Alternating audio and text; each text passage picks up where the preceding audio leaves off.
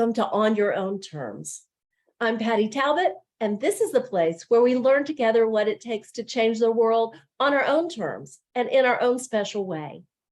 This week, I have with me my dear friend, Connie Rensink. Connie is an amazing educator and a change maker who has brought her wealth of experience internationally and also from her own classroom to the world stage, where she now works across cultures, across classrooms. It's something way beyond the old pen pal thing that we used to do when I was a classroom teacher. You will want to tune in and hear Connie's homegrown solutions for a patchwork world told in her own way, so that you can be inspired to think about how homegrown you can seek solutions to the issues that are important in your own life and relate to people different from yourself so that your work can ripple out and make a bigger impact. I met Connie through the World Savvy Global Competence Certificate Program. You met Dana Mortensen, who's CEO of World Savvy, a few weeks ago. And Connie and I met as students in that program together. We met online at first, but then we met in person for the first time in Quito, Ecuador. And we had a lovely first day together before we actually went and met up with the rest of the group to do our field experience working in an Afro-Ecuadorian community there. Connie immediately inspired me as someone who is passionate about her work. She's brought her experience in business together with her work as a teacher into a broader world as a leader you will learn about in her story today. Welcome, Connie. I'm so thrilled that you are with us, and I can't wait to hear your homegrown solutions for this patchwork world we share. Connie Rensink. I grew up in Texas. I was in a small town when I was little, but by the time I was in elementary school, we lived in Fort Worth, Texas, which is a metropolitan city in that state. It's a very diverse state. And so I was in classroom with children of color and had good friends and really had the values in my family that everyone is equal and that there really wasn't any stigma there that could have been sometimes in the South, but that we were really just, everyone was human and everyone was equal. And I didn't think a lot about that as a young child. I moved to Washington State when I was in junior high, and it was more white. And so I didn't have as much diversity there. When I went to college, I went back to Texas Christian University. Again, quite a bit of diversity in that university and community. And I went for a business degree. And so it's interesting because even back then, I thought I was going to potentially someday go into politics or some sort of service in that way. And that never really materialized for me in a governmental way, but it did in other organizations that I got active with. So as far as my people, I am the oldest of three. So I think that also informs how you take leadership roles sometimes. And I would say my people now are a combination of my family, but really more so of my chosen family. And I've been able to meet people through all kinds of wonderful experiences. And as I think about what brought me to where I am today as a change maker, I have a little bit of a long journey to tell you about. And so I would start with the fact that I had multiple careers. I did do corporate America. A friend of mine and I were at a Chamber of Commerce meeting when the little kids came in and sang their songs. And I looked at her and she looked at me and I said, "What are we doing here? Why aren't we teachers?" You know, I wasn't Pollyanna because my son was actually a senior in high school at that point, and I had been part of their courses that they had where they invited parents to come in and be part of the group work that they did. So it was a character development course that they invited parents to come in and be co-facilitators with the teachers. And I had gotten to do that in his high school for 4 years. And so I knew a little bit about the ins and outs in the classroom management and that it wasn't always this beautiful song from little kids. One of my first strengths is to be a learner And one of my other strengths is to be an activator. And so the combination of that, of really wanting to share my love of learning. So I did go through alternative certification. I became a kindergarten teacher and then a second grade teacher, and I taught for 12 years. Along the way in my journey, I got my master's in reading and English as a second language. And during that coursework, was able to go to China one summer for a multiculturalism course. And so really got to thinking about different perspectives and what that means. And then I also went to some global education forums. I learned about the Millennium Development Goals. I did a Fulbright Haze to India to study the Millennium Development Goals, which is the precursor to the Sustainable Development Goals, and really thinking about how they could create a framework for students to learn about the world. And then I attended a CTON conference, which is Committee on Teaching about the United Nations. The theme for that year's conference was human rights and children's rights. And it really was a light bulb moment for me that not only did I want to teach kids this love of learning, but I really also wanted to teach them about different perspectives and open up their minds to the idea of global issues and having that awareness in the world. And so from CTON and being in that for several years, I discovered the Global Competence Certificate that happened then through World Savvy, which is also how I met Patty. And the Global Competence Certificate really broadened my perspective. By the time I got to that certificate, I had an inkling that this was going to happen, but as it went on, it really was true that I wanted to impact more than one classroom. So I knew that this was probably taking me out of the classroom. And it did. I decided to start a consultancy, global education consultancy. One of my first clients was World Savvy, and I helped promote that Global Competence Certificate for a couple of years, though. I attended several conferences. I really promote, and still do today, promote the Sustainable Development Goals as a framework to be able to integrate these global competencies into the classroom. But global competency is not about teaching something different. It's how you teach what you teach so that children and adults have the skills and the attitudes that they need to operate in our interconnected world today. A really strong issue for me when I think about global competence, especially, is that different perspectives are valuable and they make our solutions stronger. And so when I'm explaining this to a parent about why should we be teaching this and why is this important to expose my child to a different perspective, is that I want kids and people to get to a point where you have one perspective, I have a different perspective, and we might both be right. And that we can bring those different perspectives to what we're working on together in solutions and make our solution even stronger. I am really cognizant of the fact that I am a middle-class white woman, and that gives me a responsibility to be aware of other perspectives in the world. And so how do we bring in the points of view that are not from the Western world? How do I honor and respect perspectives from different people and people of color? I've done a lot of study and reading and self-reflection on the idea of inclusion, but also on the idea of racism, especially in the United States, and how that is. And so in different places in my life, I speak up in those ways. And I have been part of creating panels about diversity.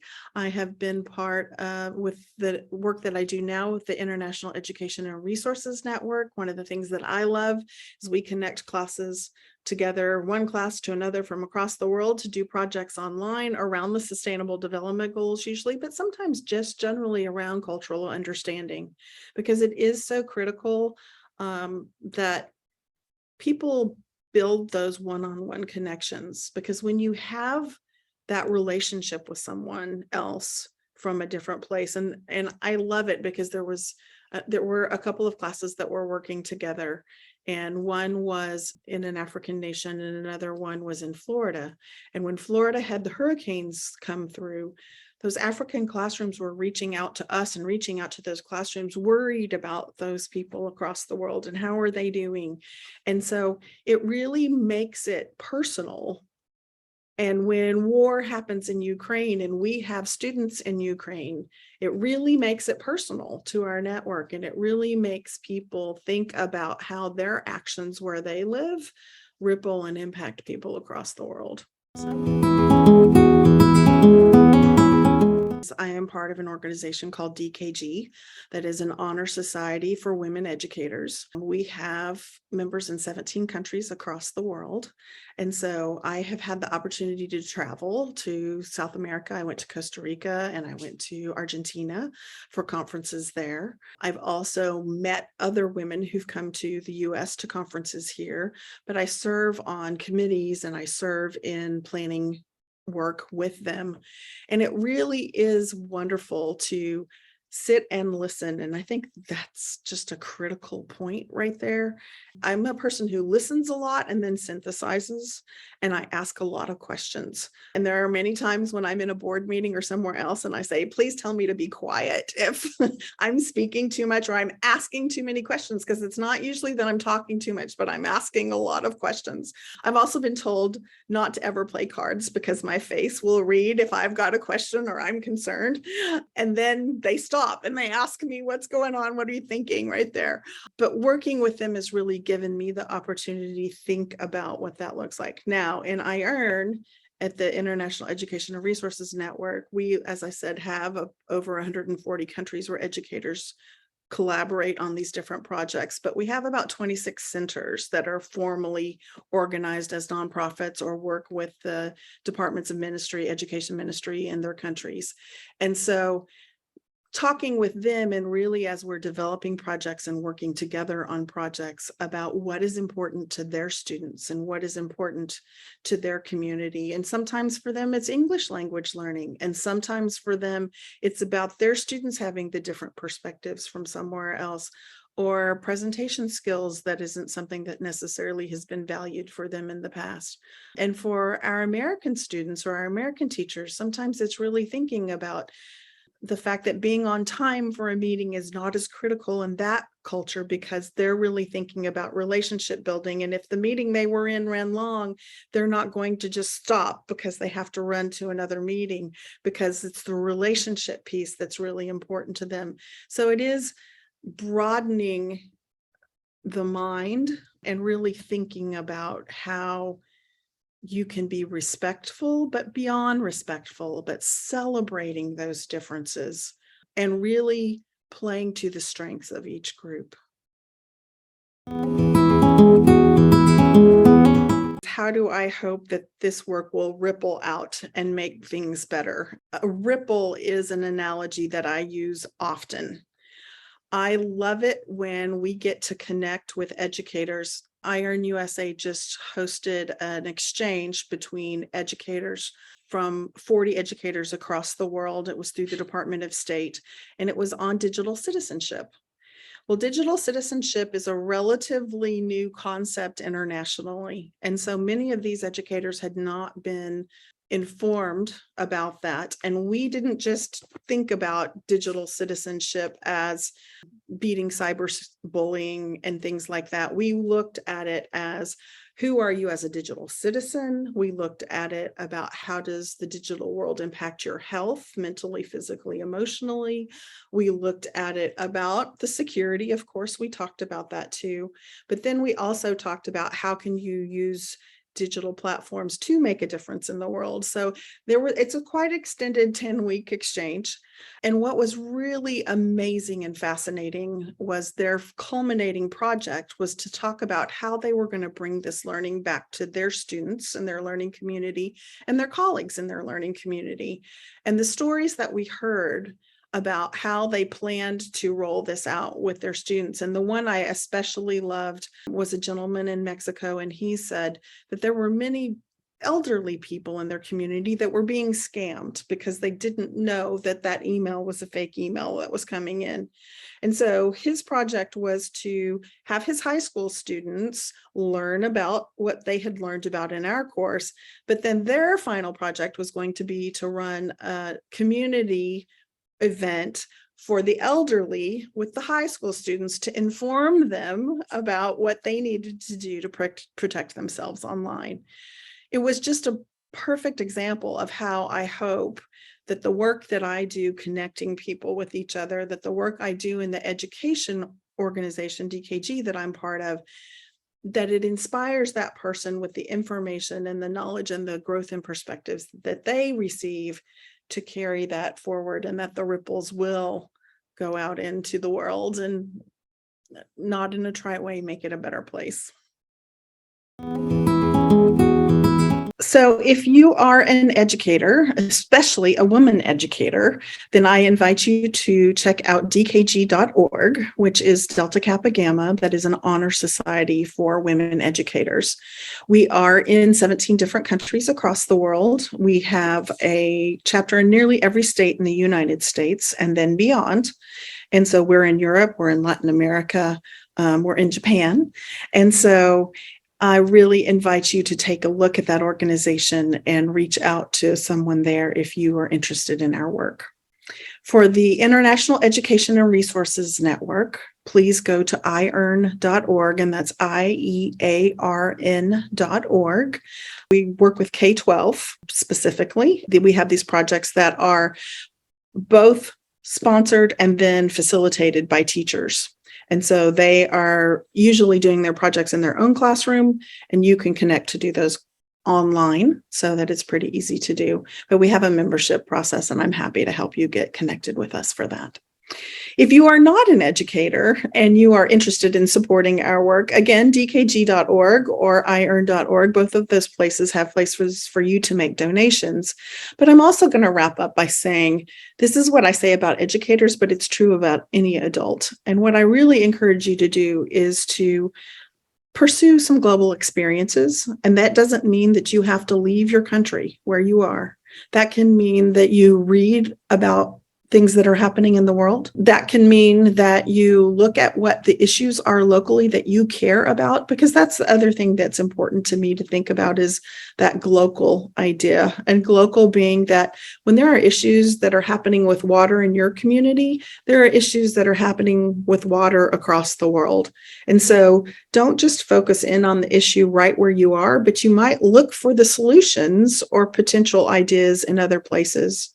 The other thing that I just really emphasize is sometimes we want to start a new nonprofit organization, or we want to start a new initiative to make a difference on a particular issue, say water or the environment. And there are some amazing organizations that are already out there and mobilized and working. And so see where your energy can fit in and support, and so that we aren't operating in all these little silos, and that we really bring our energies together to make the most impact. When I was on the Fulbright Hays trip to India, and we would have time in the evening to debrief our day and sit down and talk about things with each other. And someone asked me at that time, do you know where you're going? Do you know what's next for you? And what I said to them at that time still holds true, even though I feel like I'm in more of a place where I'm making the kind of impact that I want to make today. But that was, I'm on this stepping stone path, and it's going from here to there to here to there. And I'm not quite sure where it's going to finally lead. But as long as I'm making a difference for one person, that can then ripple. And as long as I feel good about the self-reflection that I'm doing for myself, I know I'm on the right path. It empowers people to stop and think about, what are my strengths? That's one of the things that when I went to the DKG training, I had 2 weeks training in Austin. that we really took a look at our strengths, but then we also took a look at how you work with other people and their strengths, and when I think about, sometimes it's just that self-reflection for people to realize that it's that one little thing that you can do, and that matters. Thank you, Connie. As always, you move and inspire me and make me make connections in my brain that I hadn't thought about before. And I'm always coming back to you as often as I possibly can because I value your friendship, of course, but also I am so inspired by your work. And it helps me to be constantly rubbing elbows with people like you who have a common passion for global education and how to help students, but also citizens who are not directly connected to the school, understand the importance of having what I call a global mindset and developing our cultural competencies so that we can work across cultures to find solutions to the problems that we share. Thank you for being with us. Thank you for the work that you are doing to make the world a better place. Please remember to look us up at blueroadseducation.org, where you can find your free copy of the ebook, Changemaker You, How to Change the World on Your Own Terms. It's a summary of our framework for making change and developing in ourselves the 16 characteristics that all change makers have in common. If you dig a little more deeply into that website, you're going to be able to find the course, also called Changemaker U. And in the course version of this information, you will have each of the 16 attributes unfolded one little piece at a time. And you will have the opportunity to assess your own development in each of the 16 change-making skills or attributes that all change makers have in common. I hope you will check out my offerings on blueroadseducation.org that include courses to support you in your own changemaker journey, and also an opportunity to join our Changemaker Circles. Changemaker Circles are mastermind style groups for women who want to show up and take courageous action for change in their own way. Our peer groups do what all mastermind groups do, which is support us in our goals and hold us accountable and give us ideas and resources to add to our own wealth of knowledge that we bring to the table as we aspire to make the world a better place, a world that works better for everyone. Next week, on Your Own Terms, we're going to meet Jen Mott. Jen Mott is an educator and an entertainer, and she's found some really special ways to bring the two sides of herself together in a big way to move and inspire us and to make us engage most fully in our own journey to become the best versions of ourselves. You will not want to miss Jen Mott's story, and I promise you there are some surprises that you are not expecting. In the meantime, may you be grounded in your beingness, guided in your doingness, generous in your connectedness, and inspired in your reflectiveness, so you can change the world on your own terms. I'm Patty Talbot. I'm always learning, and I'll bet you are too.